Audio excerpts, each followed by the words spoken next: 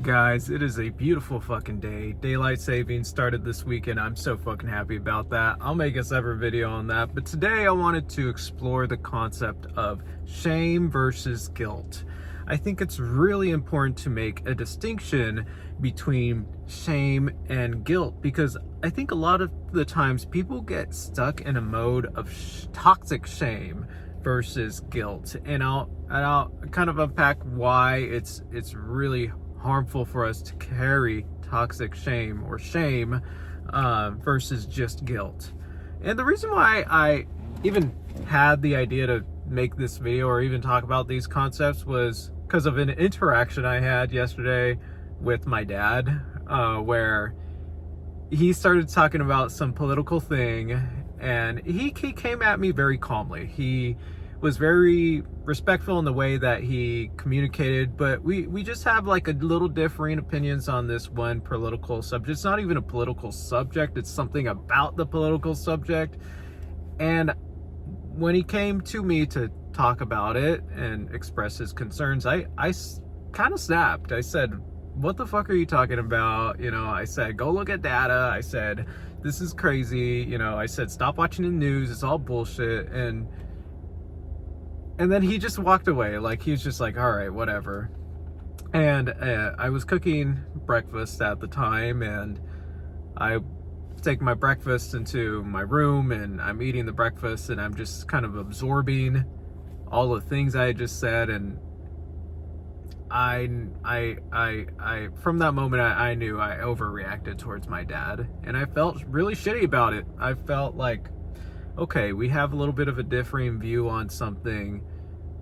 He doesn't deserve to be yelled at, though. He doesn't deserve to hear me cussing. Like, that's inappropriate on my behalf. I'm a grown man, and men, we should be able to control our emotions even when it comes to politics. As a grown man, it's, especially with my dad, he's above the age of 60. He doesn't deserve to hear that from me. And so I kind of came to my senses after that, and I felt a sense of guilt. And this is what I want to talk about today, is explore the definitions of guilt versus shame. So yesterday I felt a sense of guilt after I kind of went off on my dad. And as a therapist and someone who spends a lot of time understanding concepts of shame and guilt, as I was feeling guilt, I was just, part of me was almost going into feeling a sense of shame. So I'll go ahead and define the difference of guilt versus shame. Shame is the belief that we are bad. Guilt is the belief that we are someone who did something bad. So when someone does a bad thing, sometimes they become shame-riddled. They believe they are bad. They believe they are flawed. They believe they may be worthless because they've done something bad. On the other hand, guilt is when one believes that they've done something bad, but they are not defined by the bad thing. Therefore, they don't have toxic shame, in their conscience. They don't have this degraded feeling within them. They understand that humans are flawed, and we are all flawed, and we all have our particular circumstances that determine our emotionality, our behavioral genetics, our personality, perhaps, or at least that's what I think as a therapist. Most people actually probably don't fucking think that deep, but guilt is healthy because we are not identifying with our bad behavior. When we are shame-ridden, when we possess toxic shame, we identify with our toxic behavior. And subsequently, we develop negative core beliefs about ourselves because of something bad that we have done.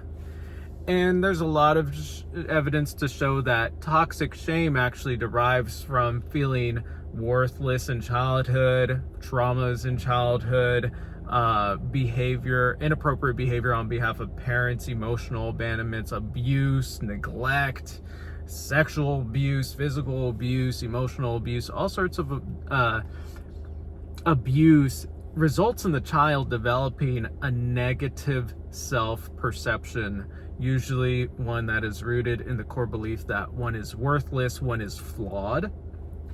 So when that child grows up into becoming an adult and they do something maybe wrong or inappropriate or bad, it triggers that negative core wound, that negative core belief that they are flawed, worthless. And sometimes it can get to the point where it's like people will self-sabotage. People will actually continue to do things that are bad in order to kind of like fulfill this self-fulfilling prophecy that they're of their core beliefs, their negative core beliefs, self-fulfilling prophecy, to ultimately prove their negative core beliefs that are embedded in them since childhood. So it's a tragedy, but at the same time, being able to reflect, being able to recognize, just because I've done something bad does not mean I am a bad person. It just means I am an imperfect person. It means that the world is hard, social relationships are difficult, I am imperfect, and I'm human. It doesn't mean I'm going to be defined by being bad, right? I can reflect, I can change. And the fact that I do feel bad about this is actually a good thing, because it's going to allow me to reflect. It's going to allow me to change my behavior.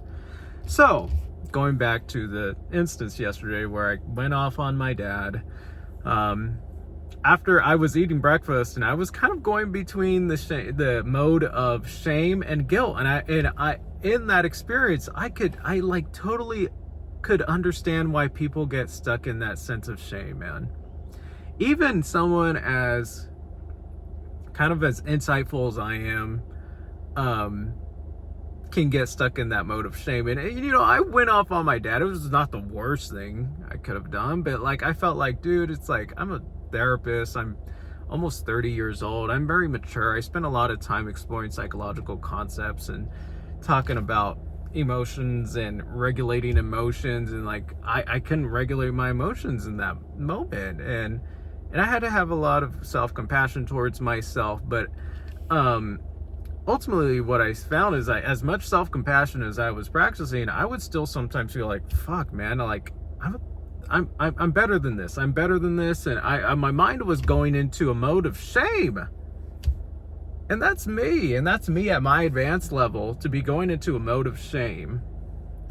And so I would be shifting between shame and guilt, thinking I should be better than this, versus guilt, which is, John, it's just a mistake. I felt so shitty, guys. I felt like, what the fuck? Like, everything I had worked for up until this point in regards to my growth and my emotional regulation skills and my respect for my elders and all of that, I felt like it just went out the window, and I felt like a little kid again. Like, it was an icky feeling. And I think ultimately it's a sign from the body. The body is communicating with us, telling us, hey, this is a sign of your growth. You've grown so much that you were not expecting to have this blow up with your dad. You've grown so much to the point where this is actually, it makes you question, it makes you think twice, like, have I made the growth that I want to make? And I think that's all healthy. But one thing that I don't think is healthy is, of course,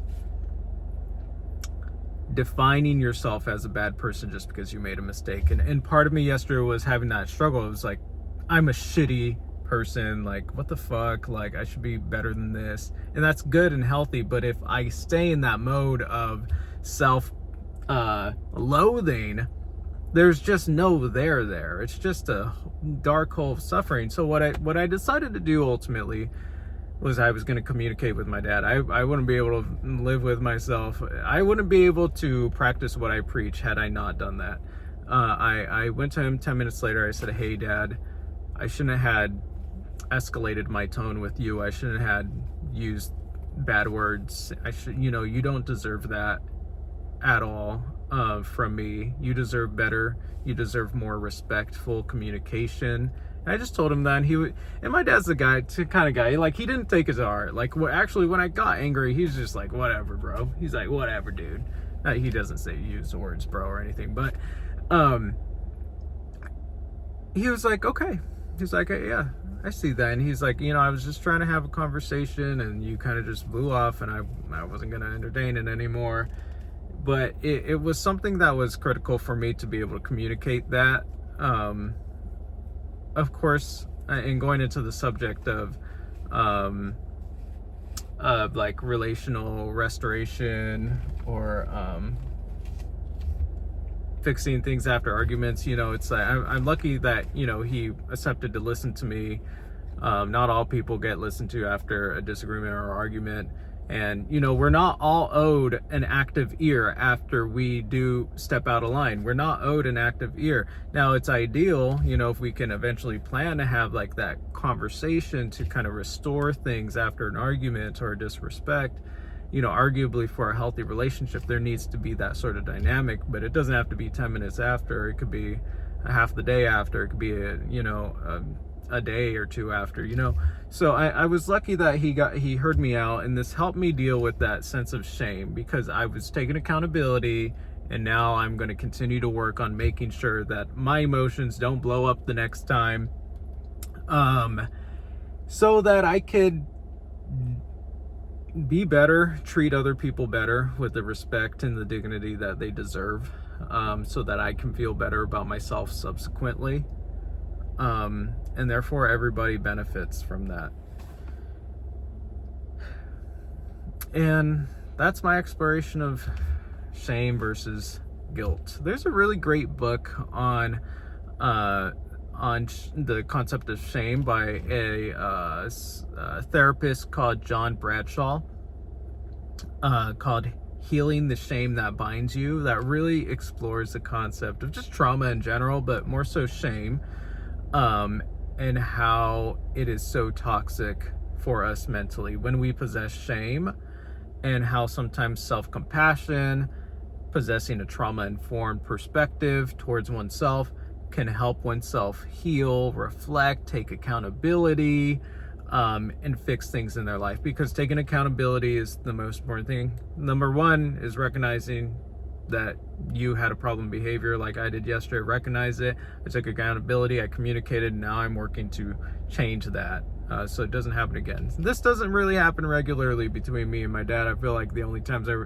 really cuss is when we are talking about some heated political thing, and then it's just something that I have to be aware of now moving forward. But this is what it's all about, guys. This is what healthy relationships are about. This is what love is about. This is what self-love is about. This is what trying to be your best self is all about. It's about recognizing when you step out of line and being able to take ownership of it without it crushing you. Because some people have difficulties with taking accountability because of a fragile ego.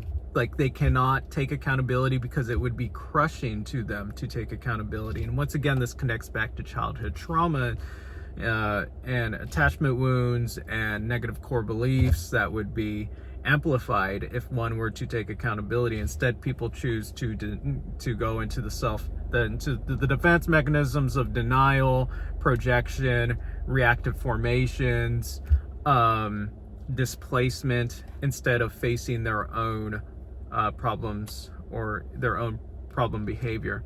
So with that, guys, we explored the concept of shame versus guilt today. This is such a critical concept, and I hope everybody could eventually learn how to take accountability. It's something that's not easy, but when you have a strong sense of self, you can start taking accountability, because you recognize that your flawed behavior is not you, but rather the fact that you recognize the flawed behavior is an opportunity for you to grow, opportunity for you to have healthy relationships, to be the happy, best version of yourself that you possibly can. And that is what it's all fucking about, guys. So with that, guys, hope everybody has a wonderful Monday.